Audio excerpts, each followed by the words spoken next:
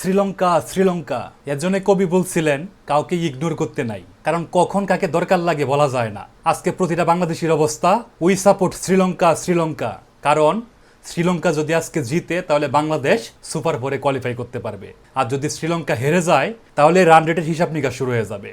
কিছুদিন আগে ভারতের প্রধানমন্ত্রী নরেন্দ্র মোদী যেভাবে আমেরিকার প্রেসিডেন্ট ডোনাল্ড ট্রাম্পের সাথে সাক্ষাৎ করতে গেছিলেন, তখন সকল আওয়ামী লীগের সাপোর্টাররা যেভাবে নরেন্দ্র মোদীকে সাপোর্ট করতেছিলেন, উই সাপোর্ট মোদিজি মোদিজি।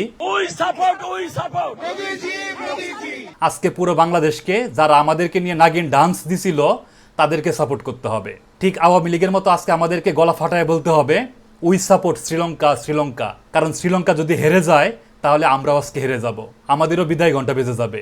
সুতরাং বাংলাদেশের যারা আছেন তাদের সবাইকে আজকে দলমত নির্বিশেষে উইঠা শ্রীলঙ্কারে সাপোর্ট করতে হইব, এছাড়া আমাদের কোনো বিকল্প নাই। শ্রীলঙ্কা যদি হারে তাহলে আমাদের সুপার ফোরে যাওয়ার চান্স নাই বললেই চলে, কারণ আমাদের যে রান রেট সেটা -2-তে আছে। আমাদের তুলনায় আফগানিস্তান এবং শ্রীলঙ্কার দুই দলেরই রান রেট বেশি। সুতরাং শ্রীলঙ্কা জয়ের কোনো বিকল্প নাই।